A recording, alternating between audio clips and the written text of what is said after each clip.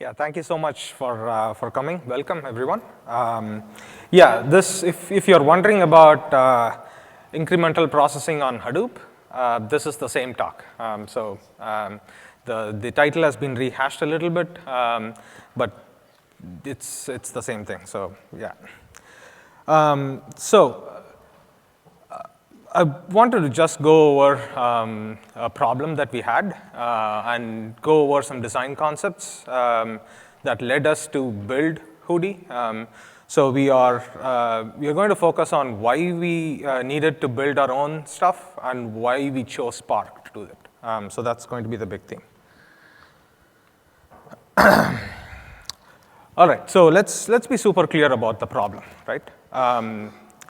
Uber has petabytes of data, and we picked a very scalable storage system that can handle this data. We wanted queries to directly run on this data. So that's our fundamental requirement, right? So by queries, I mean analytical queries, of course, not online queries. So the fundamental problem is basically, we need queryable state in the distributed file system for analytics. So that's our problem. Let's break this down a little bit more, right? What do I mean by analytics? What's special about analytics? Analytics is like, it's big scans on a small subset of columns, right? And usually the scans just range a large time period. Like just think about dashboards, reporting, and things like that. What do I mean by queryable state, though? So by queryable state, I essentially mean that you need to ingest mutations. You cannot have the state as immutable. Why? So you have in your online world, you have dimensions table, something like users.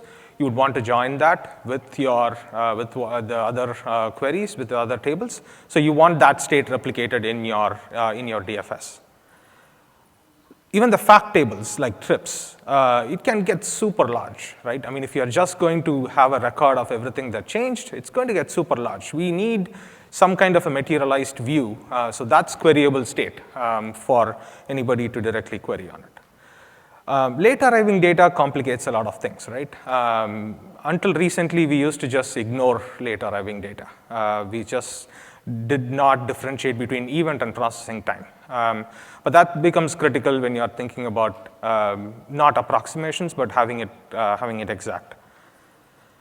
And then there is requirements around security, compliance that requires certain portions of your data to just being masked out or deleted for whatever reason. Or there is a bulk upstream correction of data, and it just flows into your system. So you need mutations. All right. So fundamentally, what we need is our DFS, like HDFS or S3 or any storage system that we have, to be able to mutate state in that effectively. All right. So what did we really want, right? We are going around in circles to just say that we need a database, right? We need an OLAP database. What are the things that we need from this database, though? So the scale and complexity is given. So petabyte scale, a few tens, exabytes maybe in future. So we need a system that can handle that. This is our raw data lake, right? So we are not going to do processing before data comes here. So we're just going to dump nested data, and you should be able to just query this data. It should be optimized for ingest and scans. The latency, the sweet spot for us, it's been around like 10 to 15 minutes. We can just onboard a lot of use cases if we can get data into this data lake in about 15 minutes, like 10 minutes and then 5 minutes for query, right? So yeah, we are. This system should be focused on throughput and not a single query latency or ingest latency, a single job latency.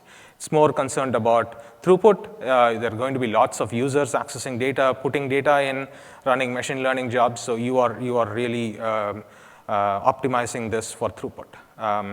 and you need the transactional guarantees of a database to argue correctness. If I run a query, I want to go back and see why did I not see this data or why did I see this data. So all of this comes when you have your asset compliance on this whole data store. The other thing is, in a typical system, you would have like tens or even hundreds of jobs running. You don't want to have a lot of tunable parameters. Like, you don't want to have a lot of ops workload waking up at night. It's not fun.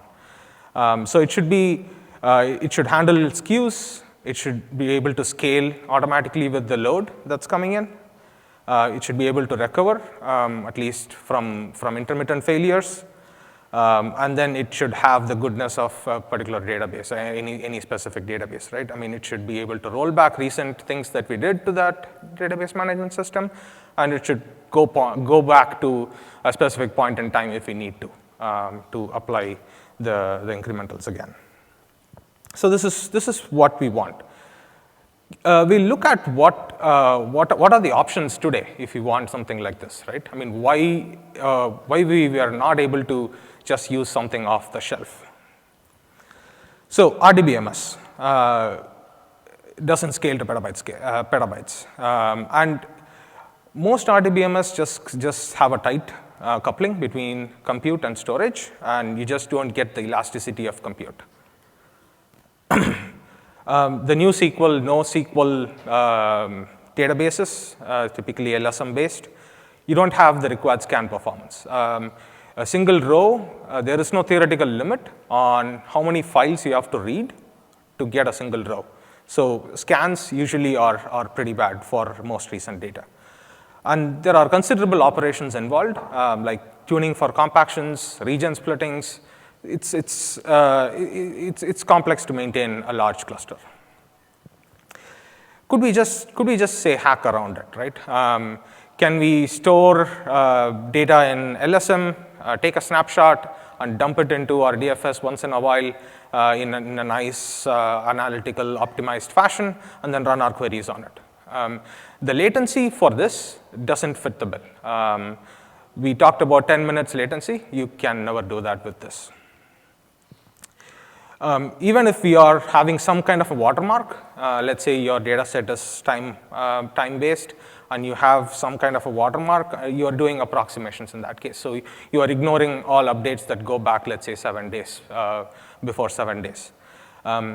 Even rewriting that 7 days of data every time you ingest is still costly, right? So let's look at a couple of projects that tried to address this. Hive transaction is one. It's an interesting project. So it's very Hive specific. That was one problem for us. The other problem was it tried to not rewrite the entire partition. It split the partition into buckets, but you have to specify upfront how many buckets you want that partition to be split.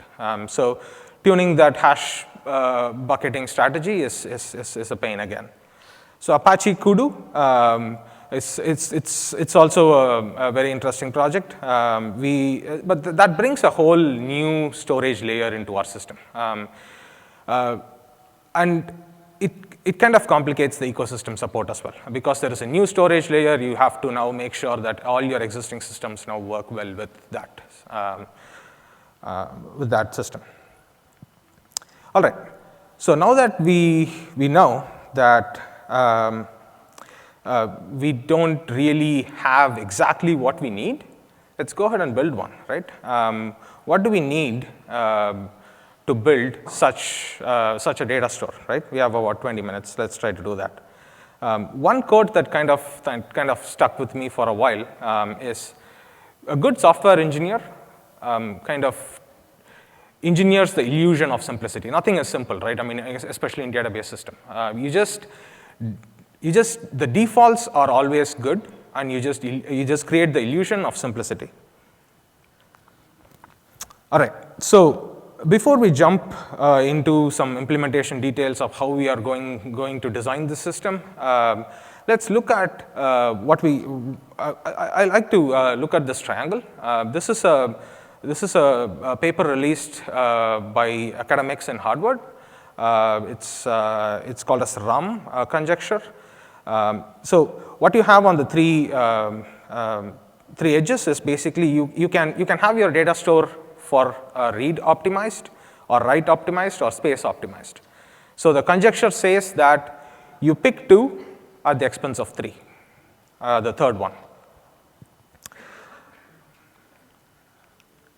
So when you need fast data, right, you are typically having your storage write optimized, which means your challenge is to basically control your read amplification and the space that you use.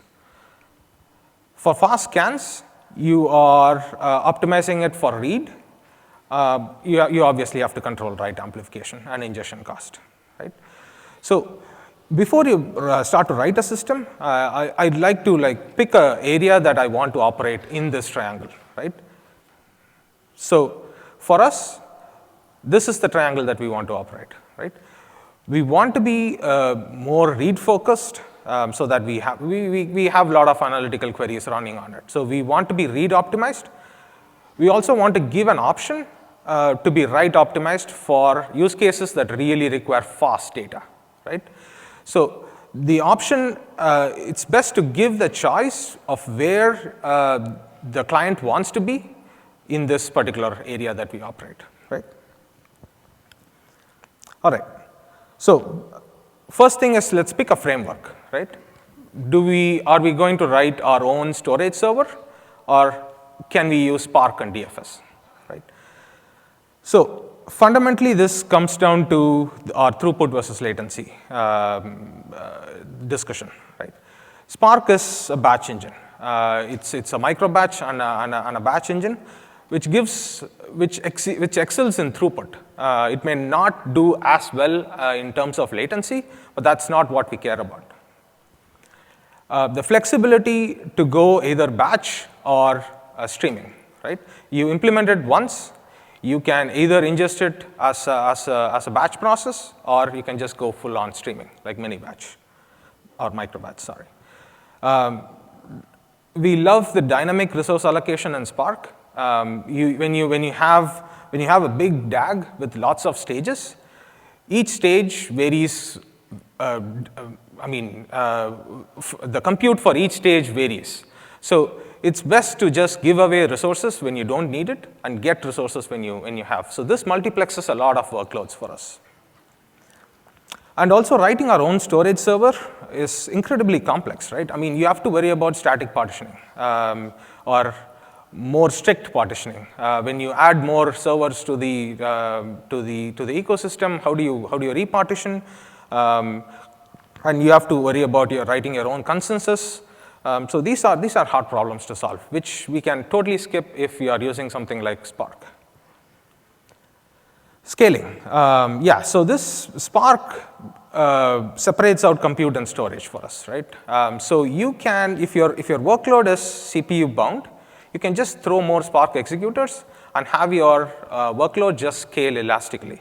With columnar compression and columnar workloads, you typically have jobs that are CPU bound and not IO bound.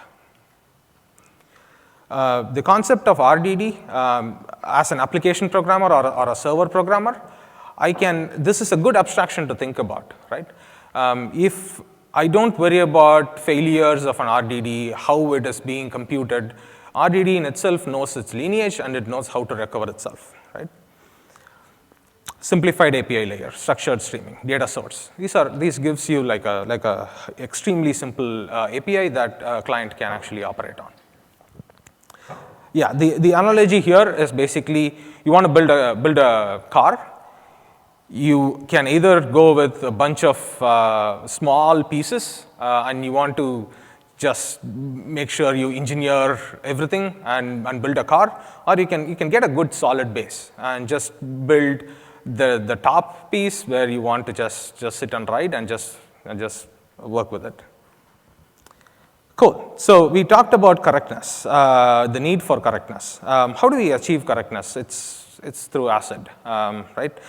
You need an atomic way to ingest a batch. We need strong consistency, of course, And we are okay with being a single writer. We don't need multiple writers writing into the same because you just have a single ingest job mostly. But you need high query concurrency. Typically, you don't want the queries to interfere with the data ingestion, so you need some kind of a snapshot isolation between these two. And if you're just querying across multiple data sets, it's important to fix a point and then say, as of this time, I want to query my riders, drivers, and the fare. So it's important to be able to support temporal queries or time travel. So it gives some kind of a consistency across multiple tables. All right, storage choices. We need some form of hybrid storage. For recent data, we need row-based. For cold data, we need column-based. We need some compactor, which moves the recent data, which is row-based, into column-based. The need to identify whether the incoming record is actually there in our data set or not is the difference between being write optimized and read optimized. So if you already associate that, okay, this is an update for an existing record, then you can optimize, you can store it together, which is optimizing for reads and scans. LSM does the opposite. It doesn't care about, it just writes the records out, and during the read, you kind of apply all the updates, right? Ingest parallelism and query parallelism, you have to parallelize these as well in your storage. All right, how do we do basic partitioning, right? So DFS gives you directory level partitioning, but this is usually coarse grained. We need much finer grained partitioning, like what's done in Hive transaction. We could do the same thing as hash bucket.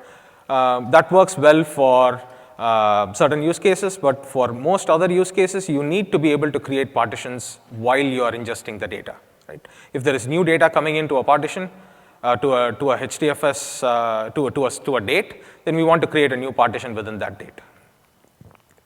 All right. So this is where I want to introduce the project, HUDI. So it's an acronym for HUDI. It's Hadoop, Upsert, and Incrementals. It's an open source project which we open sourced about 6 months back, about maybe 8 months back. And we have been successfully running HUDI, in Uber for about 6 months in production. All right. So how do I use HUDI? So we'll now reverse the plan. We want to show you how to use the HUDI, and let's look into what's happening under the hood based on whatever we discussed about the design choices, right? So you basically create a config with the parallelism that you want, with the path you want to operate on, with the index that you want to build, with the storage that you want to, you pick your storage, you pick your compaction, and you build this config, right?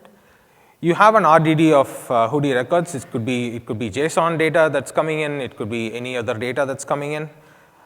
You create a HUDI client with the Spark context and this configuration that you created. And then you can basically do an upsert. We talked about the simplicity of the API. So all the things that we discussed goes underneath this. So you can just do upsert on an RDD of records, given a commit time, and you get back an RDD of write status. You can now inspect this result for failures. We don't fail the job based on a single write failure.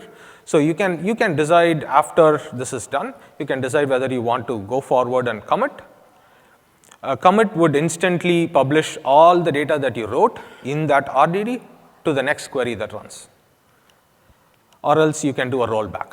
Okay, I decide that there are too many failures, I don't want to go through, I can just roll back, which just removes all of this data.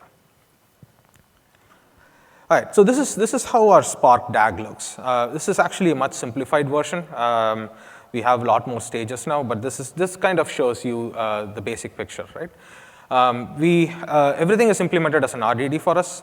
Index lookup are the first 4 stages. which kind of identifies, okay, the incoming record is basically an update to an existing record.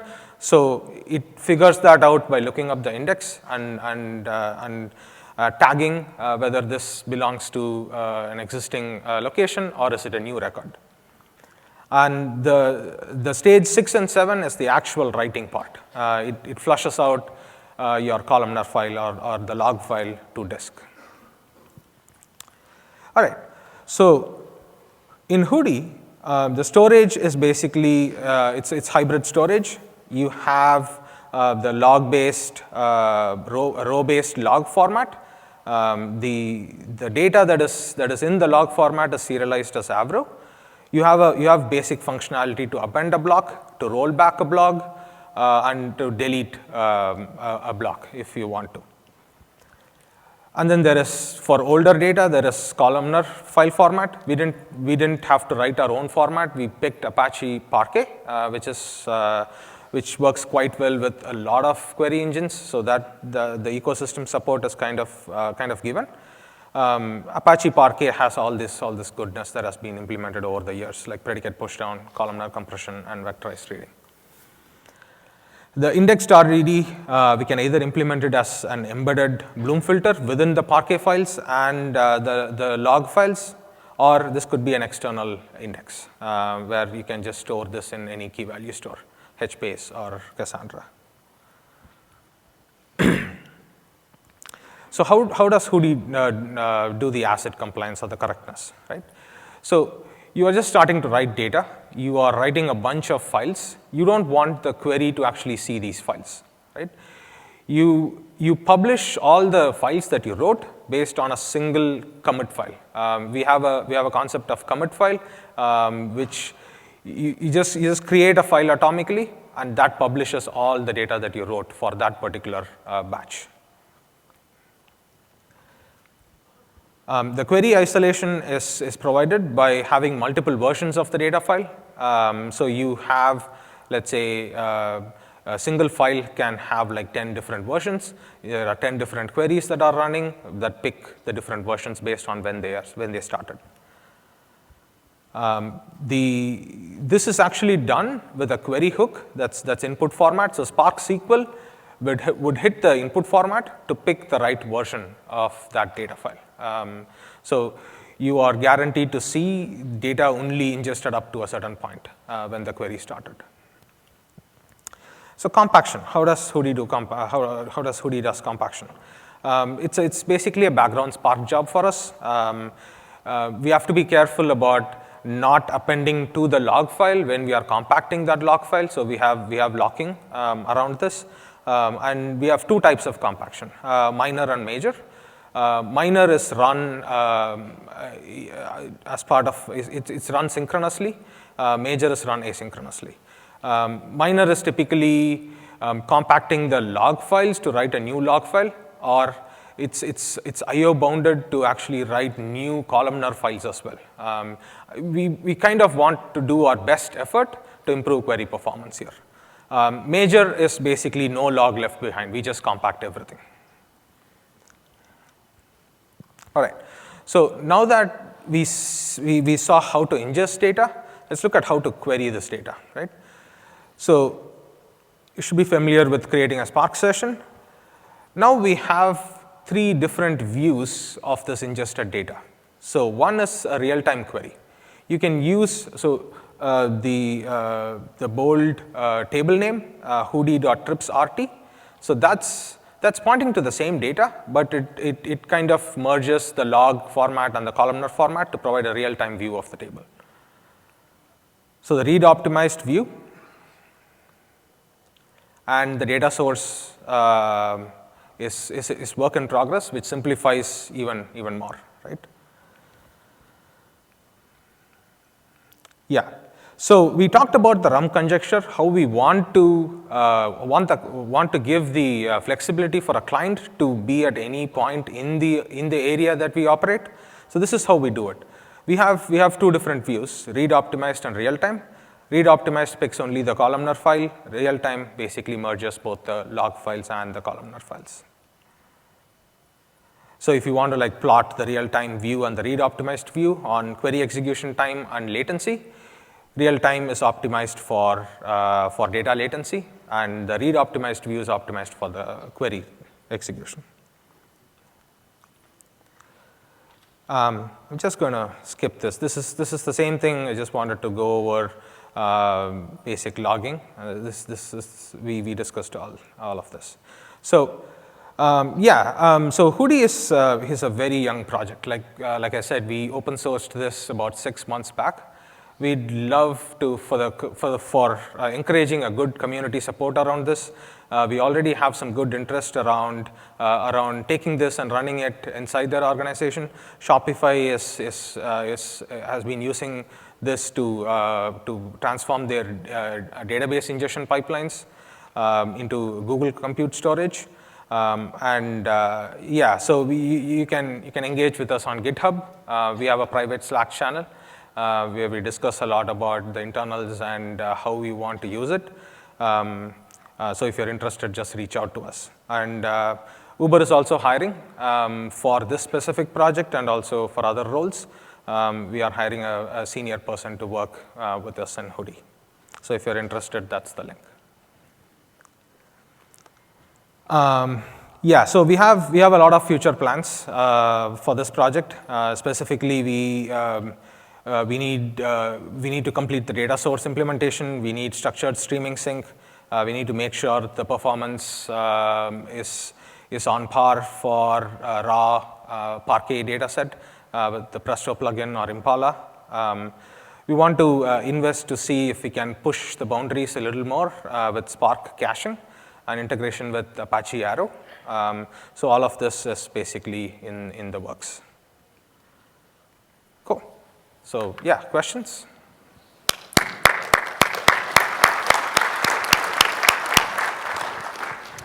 Awesome. We have about 3 minutes of time for questions. So if you have a question, please come up to one of these microphones. Hi, my name is Michael. I work at Grammarly. So we do kind of similar thing, and question related to how you did things. So first, you say you have two types of kind of storage. One is this long-term in Parquet and this row-based in the logs. Do you merge this data on the fly when the user is querying? So if I got to try to do upsort, so you're allowed to override data. And second question, do you kind of, so because you store data in Parquet, it's obviously some structured data, so some columnar, some columnar format with schema. Do you support only static schema when schema is known in advance for all the data you have, or you support some kind of dynamic schema, flexible schema? Thanks. Sure. So the first question, yes, we for a query basically merges the log format and the columnar format, and a compaction basically does this once and writes a new version of the columnar file. So for the second question, sorry, what was the question again? Yeah, so should the user of the system define the schema for data in advance, or it's kind of some flexible or dynamic schema? Yeah, so the schema is required because we are writing it in columnar format, but being strict versus being dynamic, you can choose in the schema. Like you can just put a big JSON blob as text, and just you can query using hive.syntax or Presto Sparks.syntax. But you still have to define the coarse-grained type for the schema. Hi, it was a nice talk. So I just have two questions. One is regarding the schema. So like, do you support the schema evolution? So like, let's say you started something with a particular schema and then your data is coming with a different schema. So how do you handle that? One. Number two is like, how are you handling the delete records? I'm sorry? Delete records. Okay. So schema evolution. So basically, we have a way to ensure that schema changes according to our rules. So this is enforced at the library that produces the data. So you maintain backwards compatibility between schema evolutions. So What I mean by that is with the latest schema, you can always read data that was written by all previous versions of the schema. We support schema evolutions in Hudi. The log format in itself can write blocks of different schemas, provided they have evolved according to the rules. So we always use the latest schema to read those records. So the second question is about the delete. How do you handle delete records? Yeah. So deletes are basically updates for us. Update of a field as null is basically delete.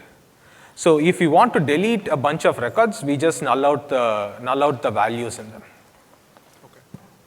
Awesome. That's all the time we have for questions. So let's give Prasanna one more round of applause. Thanks. Thank you.